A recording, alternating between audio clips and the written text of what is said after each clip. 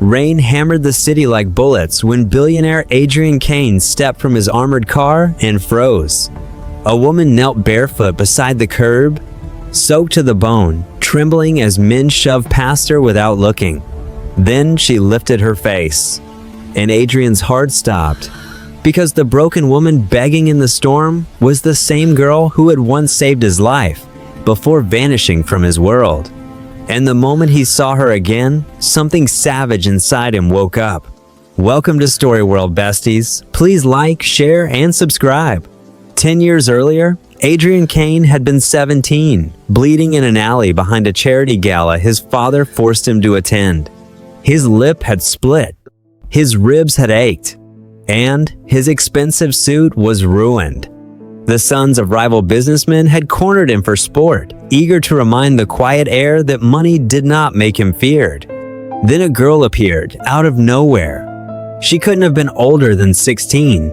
Curvy, beautiful, wild curls tied in a messy knot, cheap waitress uniform, and eyes that burned with fearless fury. She grabbed a broken bottle and screamed at the boys to get away from him. They laughed until she slashed one across the arm. They ran. Adrian had stared at her through blood and disbelief. She dropped to her knees beside him. "You okay?" He had never forgotten her voice, never forgotten the way her hands trembled as she cleaned blood from his face, never forgotten the way she smiled when he asked her name. "Lena," she'd said. Then she vanished before he could find her again. 10 years later, Adrian Kane ruled New York. At 32, he was one of the most feared billionaires in America. CEO of Kane Global, owner of private security firms, hotels, tech empires, and enough political leverage to make senators nervous. Men feared him. Women wanted him. The media called him ruthless. None of them knew the only woman he had ever wanted had disappeared a decade ago. Until now. Rain soaked his tailored black coat as Adrian stepped toward her. "Lena?" The woman on the sidewalk flinched. Slowly, she looked up. Recognition hit her face like lightning. "Adrian?" Her voice was broken, small, disbelieving. He stared at her. God, what had happened to her? The fearless girl who once stood like fire now looked hollow. Her coat was threadbare. Her hands shook from cold. Bruises darkened one wrist. Rage unlike anything he had felt in years ignited inside him. "Who did this to you?" he asked quietly. She tried to stand, nearly collapsed. Adrian caught her before she hit the pavement. The second she touched him, his entire body tightened. 10 years. 10 years of searching. And she was in his arms. "You're coming with me," he said. No, that was not a request. An hour later, Lena sat wrapped in silk blankets inside Adrian's penthouse, staring at the skyline through floor-to-ceiling windows. She looked like she might bolt any second. Adrian stood across from her, jaw tight. "You disappeared." She looked away. "I had to. You left without a word. You were rich, important. I was nobody." His voice hardened. "You saved my life." A flicker of pain crossed her face. That was a long time ago. It never stopped mattering. Silence stretched. Then Adrian crouched in front of her. His dark gaze locked onto hers. "Tell me who hurt you." Her lips trembled. "No one can help me. Try me." And something in his voice made her believe him. By midnight, Adrian knew everything. Her mother had died. Her stepfather gambled away their home. A violent ex-boyfriend had trapped her in debt. When she fled him, he ruined her credit, blacklisted her from jobs, and hunted her whenever she tried to rebuild. She had been surviving on shelters and odd work ever since. Adrian's hands curled into fists. "What's his name?" Her eyes widened. "No. Lena. You look at me like you want to kill him." Adrian said nothing, because he did. The next morning, Lena woke in a guest suite larger than her childhood apartment. Fresh clothes waited for her. Designer dresses, shoes, jewelry, A handwritten note sat on the bed. "Wear whatever you want. Breakfast at 9. A." Her chest tightened. No one had ever cared enough to leave her a note. Downstairs, Adrian waited in a black dress shirt with the sleeves rolled to his forearms. He looked unfairly handsome, powerful, dangerous, like the kind of man women ruin their lives for. His gaze swept over her in the blue dress, and for 1 second, pure hunger flashed in his eyes. It vanished so fast she wondered if she imagined it. "You look beautiful," he said. Her breath caught. No one said that in a while. His jaw flexed. "Then everyone around you has been blind." Over the next week, Adrian inserted himself into every inch of her life. He bought her clothes, set her up in a luxury suite, had his assistant arrange therapy, security, legal help, found her a position in his charitable foundation paid absurdly well. Lena fought him constantly. "You can't just buy my life back together." His gaze darkened. "Watch me. You're impossible." And yet here you are. A few days later, Adrian arrived unexpectedly at the foundation office. He found Lena laughing with a young executive named Daniel. Daniel's hand brushed hers. Adrian's vision sharpened instantly. Something primal twisted inside him. He crossed the room. "Daniel," Adrian said coldly. The man nearly jumped. "Mr. Kane, you're needed upstairs."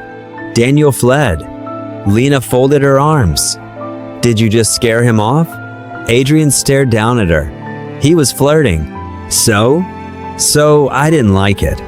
Her pulse skipped. "You don't get to decide who talks to me." His voice dropped dangerously low. "No, but I decide who keeps their job." "Adrian." A slow smile touched his mouth. Jealousy looked devastatingly good on him. Later that night, Lena stood on the penthouse balcony, city lights glowing beneath her. Adrian joined her. For once, he looked less billionaire, more man. Raw, unarmored. "You shouldn't scare off every man near me." He stared ahead. "I know. But I've spent 10 years wondering if you were alive." His voice roughened. "Now you're here, and every time another man touches you, I want to break something." Her breath caught. The air between them shifted. Heavy, electric, dangerous. "Adrian." He turned toward her. Slowly. His hand rose to brush rain-damp curls from her cheek. "I have wanted you since I was 17 and bleeding in an alley." Her lips parted. "You barely knew me." "I knew enough." The city disappeared. The world narrowed. Just him. Just her. Just the unbearable heat between them. Then, she stepped back. "I can't do this." Pain flashed across his face. "Why?" "Because men like you don't fall for women like me." His expression turned glacial. "Then you know nothing about me." The following morning, Adrian's security chief interrupted breakfast. "Sir, your orders were carried out." Lena frowned. "What orders?" Adrian sipped coffee calmly. "Your ex won't be bothering you again." Ice slid down her spine. "What did you do?" "Nothing illegal." He looked almost offended, then added quietly, "He left the state." She stared. "You threatened him?" "I persuaded him." Her voice shook. "You can't control my life." "I can, if it keeps you safe." The room exploded into shouting. Lena stormed out. Adrian let her go, but the shattered look in his eyes followed her all day. That evening, she found him alone in his office. The city glowed behind him. He looked exhausted. "You had no right," she said softly. "I know." The simple admission stunned her. He rose slowly. "I don't know how to care about you halfway, Lena." Emotion thickened his voice. "I found you starving in the rain after 10 years of wondering if you were dead. Do you have any idea what that did to me?" Her anger cracked. He stepped closer. "I know I'm too much." "Closer." "I know I pushed too hard." "Closer." "But if something happened to you now?" His voice broke. "It would destroy me." Tears filled her eyes. And then she kissed him. It was desperate, messy, years of longing crashing together in one breathless collision. Adrian groaned against her mouth like a man starving. His hands gripped her waist, then her face, then her hair, like he couldn't decide where to hold her first. He kissed her harder, deeper, reverent and wrecked all at once. She melted. He lifted her onto his desk, pressed his forehead to hers. "Tell me to stop." She shook her head. "Don't stop." His eyes darkened to black. He kissed her again, and the world faded. The next morning, Lena woke alone. Her stomach dropped. Panic rushed in instantly. Of course, men like Adrian didn't stay after getting what they wanted. Humiliation burned through her. She dressed quickly and fled the penthouse before sunrise. An hour later, Adrian walked into the bedroom carrying coffee and froze. Empty bed. His face went white. Find her. His security team moved instantly. By noon, Adrian personally searched the city. By 2, he found her sitting in a church courtyard, crying. He strode toward her like a storm. "Why did you leave?" She stood shakily. "Because I know how this works." His expression darkened. "No, you don't. You got what you wanted." He grabbed her face, gently but firmly. "You think one night was all I wanted?" His voice thundered. "Lena, I have wanted you for 10 years. Her tears spilled faster. "You left before I could wake up beside you." His forehead pressed to hers. "I was in the shower planning breakfast, you impossible woman." She stared, then laughed through tears, then sobbed harder. He pulled her into his arms. "You're not disposable to me," he whispered. "You never were." A week later, Adrian took her to his charity gala. She wore black silk. He could barely breathe looking at her. Every man in the room stared. His temper worsened by the second. One senator's son kissed Lena's hand too long. Adrian appeared instantly. "Walk away." The man laughed. "Or what?" Adrian smiled. "Cold. Terrifying. Try me." The man fled. Lena grabbed Adrian's arm. "You can't threaten everyone who looks at me." He leaned close. "Then stop being so irresistible." She nearly forgot how to breathe. But across the ballroom, someone watched them. A man with dead eyes. Lena's blood turned to ice. Her ex. He smiled and mouthed, "You're mine." Lena's blood turned to ice. Her ex stood across the glittering ballroom in a tailored suit, smiling like the devil had dressed for dinner. Adrian noticed the fear leave her face. His entire body went still. "What happened?" he asked quietly. She could barely breathe. "Marcus." Adrian turned, saw him, and in that instant, every instinct inside him sharpened into violence. Marcus lifted his champagne glass in mock salute, then disappeared into the crowd. Adrian left the gala with Lena immediately. His security detail surrounded them. Inside the armored SUV, Lena's hand shook so badly she could barely fasten her seatbelt. "He's not supposed to be here," she whispered. Adrian's jaw was carved from stone. "He won't touch you. You don't understand him." "No." His voice turned deadly calm. "You don't understand me." She looked at him, really looked, and saw something terrifying beneath the polished billionaire exterior. Not fear, not panic, predatory certainty. Adrian Kane looked like a man preparing for war. Later that night, his penthouse transformed into a fortress. Extra guards, restricted elevator access, bulletproof shutters. Lena stared in disbelief. "You live like this?"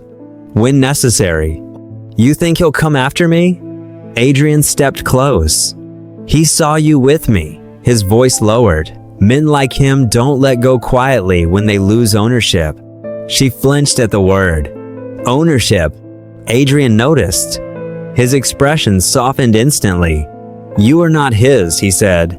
Then more quietly, "You're yours, even if I wish otherwise." Her pulse stumbled.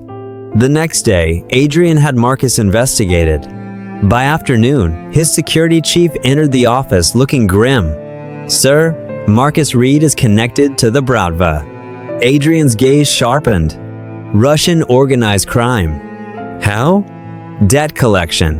He's been running women and laundering money through underground clubs." Lena went pale. Adrian stood so abruptly, his chair slammed backward. "He traffics women?" The security chief nodded. "And there's more. We believe Marcus targeted Lena years ago because someone paid him to." Silence. Cold. Deadly. Lena stared. "What?" Adrian turned slowly. "Someone hired him to destroy your life." Her knees nearly gave out. An hour later, Adrian dug into the truth personally and uncovered the impossible. The order had come from his father, Richard Kane, former billionaire titan, Adrian's estranged father, the man who had disowned him years ago. Lena's voice shook. "Why would your father do that?" Adrian's face darkened with realization. "Because he knew who you were." She frowned. "What do you mean?" His voice turned hollow. "The night you saved me, my father saw everything." Her heart stopped. "He told me later I was becoming weak, distracted, obsessed with a poor girl beneath my station." Adrian's hands clenched. "So he made sure you disappeared." Tears filled Lena's eyes. "He destroyed my life?" Adrian looked murderous. "Yes." And in that moment, something inside him broke. The following morning, Adrian stormed into his father's estate. Richard Kane barely looked up from his desk. "So you finally figured it out." Adrian crossed the room, hit him hard enough to knock the old man to the floor. Security rushed in. Adrian's men blocked them. Richard laughed bloodily. "You would throw away Empire for that girl?" Adrian crouched over him, voice lethal. "I would burn every empire on earth for her." Then he stood. "You're done." By nightfall, Adrian stripped his father of board control, froze his accounts, and leaked evidence of his corruption to federal investigators. The Kane patriarch's reign ended in 24 hours. But war had consequences. 2 nights later, Lena vanished. Adrian returned from a meeting to find the penthouse in chaos. Broken glass, blood, unconscious guards, and Lena gone. His entire world stopped. Then his phone rang. "Marcus, if you want her alive, come alone." Adrian's voice dropped to something inhuman. "If you touch her?" Marcus laughed. "She's in the same kind of cage she should have stayed in." The line went dead. Adrian stood utterly still, then turned to his men. "Prepare everything." His security chief hesitated. "Sir, federal protocol." "Forget protocol." His voice thundered through the room. "I want every warehouse, dock, club, and safe house tied to Marcus Reed raided." His eyes blazed. "And if anyone gets between me and her?" No one dared ask him to finish. Lena woke tied to a chair in a freezing warehouse. Marcus crouched before her. "You should have stayed broken," he sneered. She glared. "Adrian will kill you." Marcus laughed. "Adrian Kane can't save you from everyone." Then footsteps echoed. Another man entered. Tall, scarred, Bratva tattoos crawling up his neck. Marcus nodded toward him. "This is Victor. He paid very well for you." Ice flooded Lena's veins. Victor smiled. "Pretty things like you make useful leverage." Meanwhile, Adrian tore through the underworld like a force of nature. Warehouses burned, accounts were frozen, clubs were raided, men disappeared. By dawn, the entire criminal network whispered the same thing. Adrian Kane had gone feral. One captured thug finally broke. "Pier 19, he screamed. "Warehouse 7. Adrian didn't wait for backup. He drove himself. Rain lashed the docks as Adrian entered the warehouse armed and alone. Gunfire exploded instantly. He returned fire without hesitation. Men dropped. Glass shattered. Bodies hit concrete. Adrian moved like death in a black suit. Then he heard her scream, "Adrian!" He ran toward the sound, found Marcus dragging Lena toward the back exit, and something in Adrian snapped. He hit Marcus so hard, teeth sprayed blood. Again. Marcus tried to crawl. Adrian grabbed him by the throat. "You took what was mine." Marcus choked. "She was never." Adrian slammed him into the floor. "You ruined her because my father paid you?" He leaned close, voice low, terrifying. "You should have run farther." Then security burst in and pulled Adrian off before he killed him with his bare hands. Lena threw herself into Adrian's arms. He crushed her against him, hands shaking, breath ragged, his forehead pressed to hers. "You're safe." Her tears spilled instantly. "You came for me." His voice broke. "There is nowhere on this earth I would not go for you." She sobbed harder. He kissed her then, desperate, broken, grateful, like a man who had clawed his way back from hell. That night, back at the penthouse, neither of them could stop touching the other. Hands, foreheads, fingers intertwined, like separating would undo reality. Lena sat on his lap in silence, then whispered, "You burned down half the city for me." He brushed tears from her cheeks. "I'd burn the rest if necessary." Her breath caught. "Why?" He stared at her like the answer should have been obvious. "Because I love you." The world stopped. Her lips parted. His voice softened. "I've loved you since I was 17 and bleeding in an alley, and you looked at me like I mattered." Tears fell down her face. "No one's ever loved me like this." He kissed her gently. They never deserved to. That night, they disappeared into each other again. Not from desire alone, but from relief, from love, from finally being found. A few weeks later, the scandal broke publicly. News outlets exploded. Billionaire Adrian Kane exposes father's crimes. Human trafficking ring tied to Kane family scandal. The media swarmed. Paparazzi camped outside. And Lena panicked. "This will ruin you."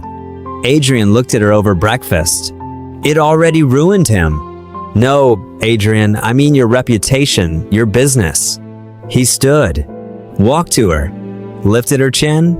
"I would rather lose every dollar I have than lose you." Her eyes filled. "You mean that?" He looked almost offended. Obviously. But danger had one final twist. A week later, federal agents arrived. Marcus had cut a deal. In exchange for testimony, he claimed Adrian's empire was tied to organized crime. The board demanded Adrian step down temporarily. Lena watched him pack his office in silence. "You're losing everything because of me." He turned sharply. "Never say that again." She cried. "But it's true." He crossed the room, held her face. "You are the only thing I have ever gained that mattered." She shattered and kissed him through tears. 3 days later, Adrian did the unthinkable. He called a press conference. The entire city watched. Reporters shouted questions. Stockholders panicked. Cameras flashed.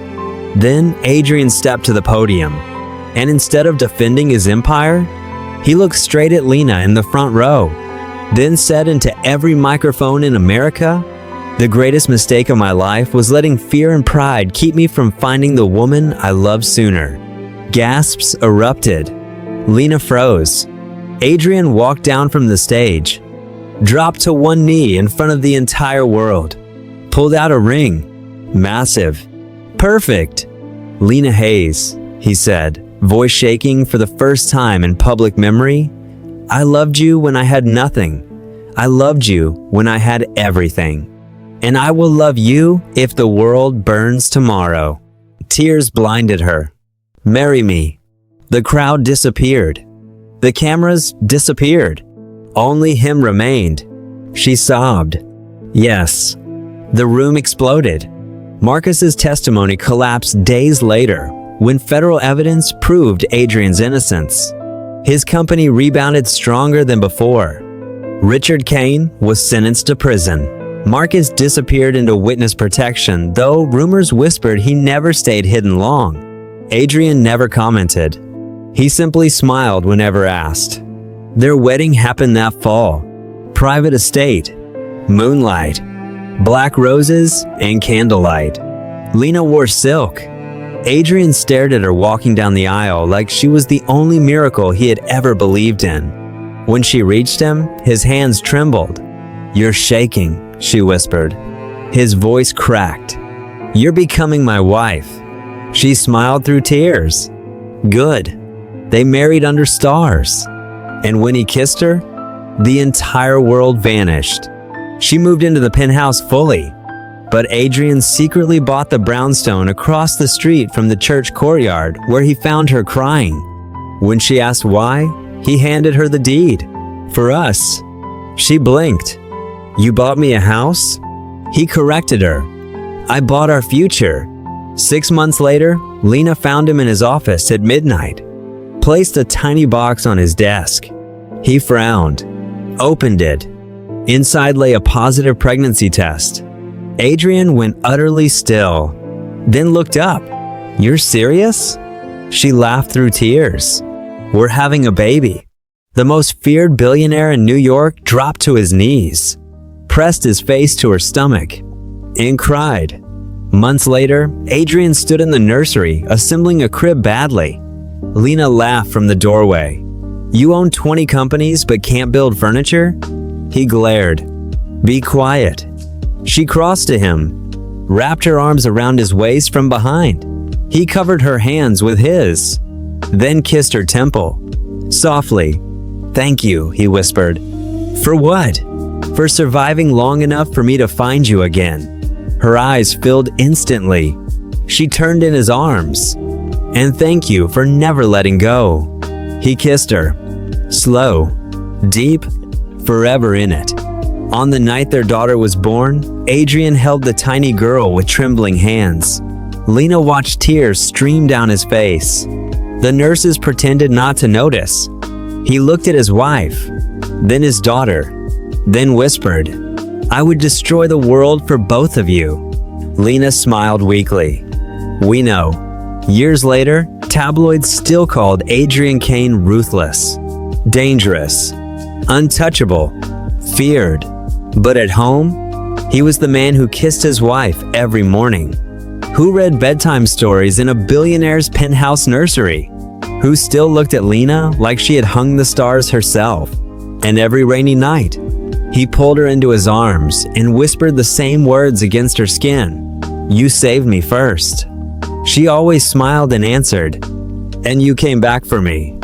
Then he kissed her like the world had almost lost her once, and he would never let it happen again. Thanks for watching. Have a nice day.